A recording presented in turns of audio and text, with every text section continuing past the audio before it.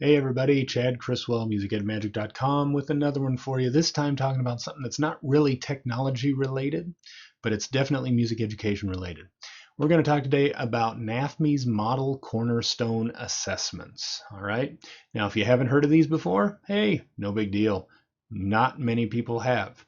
I was only made aware of them when I was doing an interview for an article which ran in the January 2017 issue of Teaching Music Magazine. Here it is. You should probably have it in your mailbox if you haven't seen it already. You'll see that the big story on this one, the big feature for this month, is the Technology in Assessment article that I wrote. And in getting the background for that article, I got to talk to a bunch of really interesting people. One in particular, though, is a lady by the name of Lynn Tuttle. She's the NAfME's Director of Content and Policy.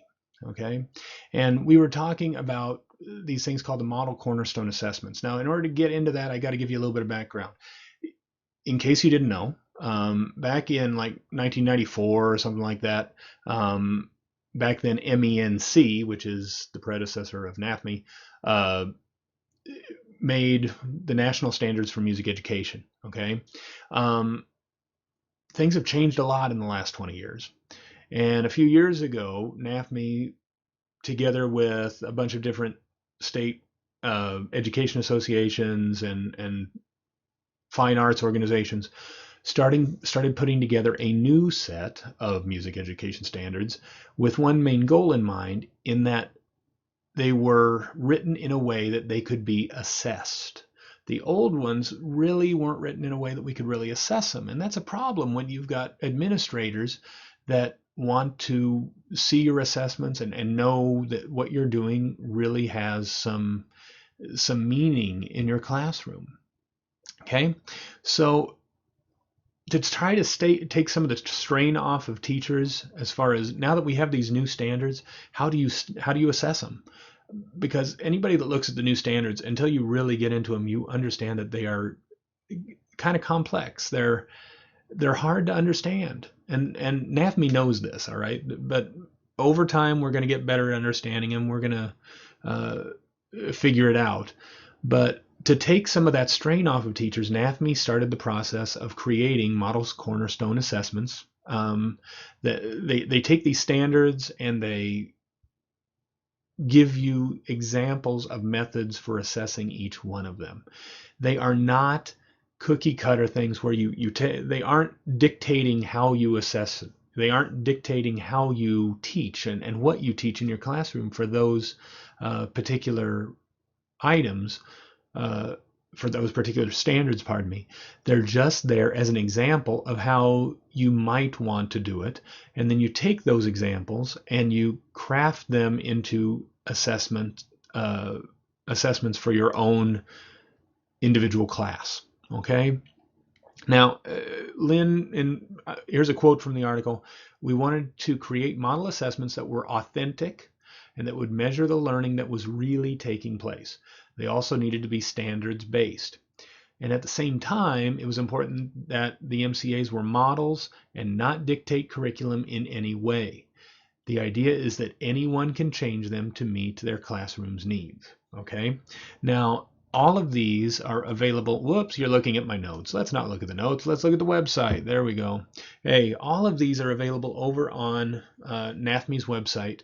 Hopefully you can see the URL up there. If you can't see it and you can't get it off of that, just Google Model Cornerstone Assessments, NAfME, NAfME, and I guarantee you'll find it.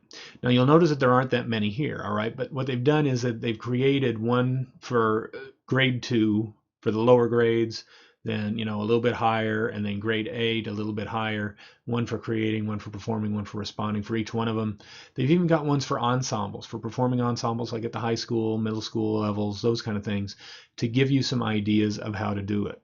And when you go into these, you'll see that it lays it out. This is what we're going to learn, this is how we're going to learn it, this is how we're going to assess it, these are the activities and the projects that we're going to do and we're going to use in order to have the student prove that they are meeting the standards. And they're very interesting to look at because some of them have got some very interesting ideas that I probably never would have thought of ways that I could use to assess different things in my classroom if I was teaching second grade or fifth grade or eighth grade. And you can take these and you can adapt them to your own individual classroom, no matter what grade you're in. So take a look at them, see what you think about them. Leave some comments in the comment box down below this video if you'd like to. And hopefully here in a couple weeks, I'm going to try to get together with Lynn Tuttle again. I'm going to try and do an actual video-based podcast interview for broadcast here on my YouTube channel. So stick around for that. Look back later, and we'll talk a little bit more about it and see if we can help you out a little bit more. Okay. Again, this is Chad Criswell. I'm the owner of musicedmagic.com. I'm a band director in Iowa. Love learning about this new stuff and love sharing it with all of you. Hope you'll come back next time and watch me again. Subscribe to the YouTube channel. Spread the word. Let people know about Music Ed Magic, and I'm going to keep going as long as I can. Been doing this for 10 years, people. Actually, more than 10 years now. My gosh, I got to go and look. It might be 12 years now. I don't remember. Hey, I'll look it up. Anyway, hey guys, thank you very much, and see you next time. Take care.